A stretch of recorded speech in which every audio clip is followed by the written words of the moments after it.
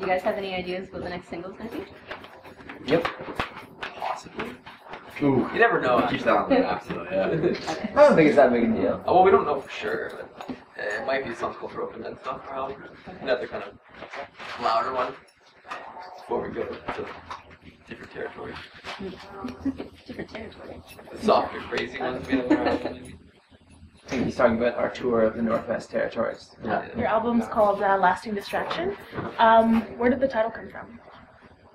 It was out of the lyrics of one of the songs, and for one, we just really liked the sound of it, and liked the idea that, you know, a distraction is usually something that momentarily tears your attention away, but something like a lasting distraction, something that takes your attention away for a long period of time, is kind of an interesting concept, Right. so I kind of went with that. And on your the album art, it looks like a knight that's sort of fallen Disassembled. apart. Yeah. Yeah. Where did what inspired that? We kind of started with like an idea of like colors first, and we really liked the idea of like washed out kind of white on white thing, and so we're thinking, okay, how can we kind of use some of the songs and lyric references to best represent like the whole album. And in one of the songs called Giving Up Never Felt So Good, there's reference to selling your armor, which is sort of like selling, you know, giving up what you do, your occupation or whatever, and so that was where that came from. It was just kind of like that thrown, discarded gauntlet or whatever down there, and then you open it up, obviously, and there's the whole pile of armor in there. So that was where that came from. It was all put together very, very quickly. We had like a week, I think. Yeah, like that, yeah. Do you guys do the artwork yourself, or? No, we collaborated with a company that's associated with our label to do it, but and we were really, really happy with it. It turned out like pretty much not exactly what we thought, but I think it's something that we're happier with. Yeah. And I read somewhere that you said that you never really gelled with the Vancouver music scene. Has that changed, or have you found it somewhere else? I think. Well, you can. I don't know. I mean, that comes and goes. I mean, Vancouver, since we've been going on for so long, there's been so many like fads that have come and gone, like real hardcore stuff, and kind of like hippie rock, just different like things that Vancouver just gets so excited about. It only focuses on that. So we've always like over the years been like struggling against something else that's more popular at the time. So not to say there aren't like bands that we fit with in Vancouver, Right. but it's definitely always a battle in our hometown. And even to this day, it's still, you know, we still kind of aren't.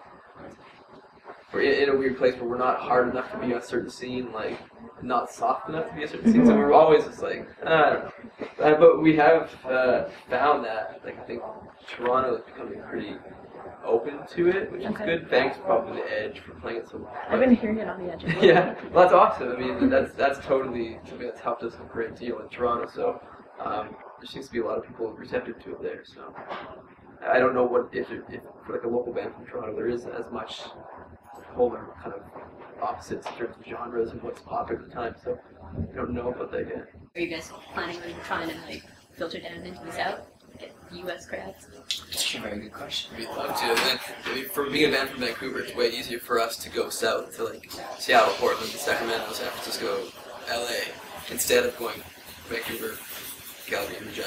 It's just in terms of people and population and the ease of travel, it just makes way more sense to go south. Yeah.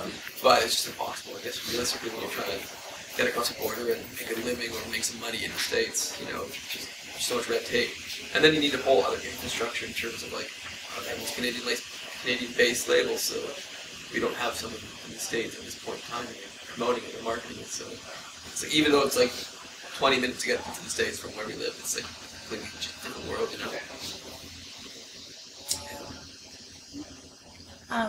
You've been compared to bands like the Beatles and Arcade Fire. How does that feel? Is it something that you like? Do you like the comparison, or would you prefer to be just not compared?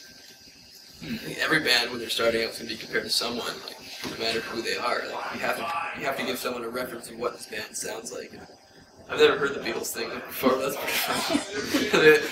How can you not like that? You know what I mean? Like, I can't be offended by that, but maybe we don't see it, but I mean, at least we're compared to bands that we respect and like, especially the Arcade Fire and Beatles. It's awesome. But So where do you guys see, like, where do you see this going? Like, you're gonna Straight in the toilet. Like, you're gonna be on the Snowcore tour after that. After that, I think there's just a lot more touring. Like, I'm not sure when the plan is to release the second single, but you know, we've been kind of building things off of All We Want, the first single, and that's been where, you know, one station will pick it up and another station will pick it up here and there, and it's kind of scattered and slow process-wise. But you know, supposedly when we go to release the second one, hopefully they'll all be, you know, familiar with the band and just pick it up immediately. So that'll hopefully be some more push and lead to lots more touring, lots more time on the road. I think is what we've got in the near future. Yeah. So you really thrive off the live shows and just being out there. I think people just really need to see a band live. I think now there's so many tricks that people can pull on recordings that it's like that's your straight ahead. Like, okay, can this band do it or not? You know, when you get up there and you can kind of prove your worth out there, and so we don't mind doing that because we enjoy playing live. So. I've seen some of the acoustic versions of the songs, and sometimes they're even better. Yeah, it's tough. I mean, it wasn't something that came easy because, you know, our songs are quite a bit louder with rhythms or integral parts to it. So having like a tambourine and acoustic guitar, it's I can't really do the song right now. But you know, it's been okay. It's been a challenge, but I think people actually do like it more than you probably do. But there you go. I don't know. Where's the guitar riff? Come on. Your song Dropouts. You talk about, you know, kids that feel like they're a waste of time, waste of space. Do you have any advice for people who feel that way, or is it because you felt that way? Yeah, I mean, a lot of songs like that one. I remember sitting down and like it doesn't happen often like this, where I think you like kind of just write all the words in one sitting. But that one kind of came like that. So I think for me, you know, that comes from a weird place in you where it's just like you're hitting the wall and you just feel like that. And I think it's one of those representations of how everyone feels that way at a certain time. And it's like you may feel that way, but I don't think it's actually true. So maybe that's what people can take from it, is that, you know, you're not the only one.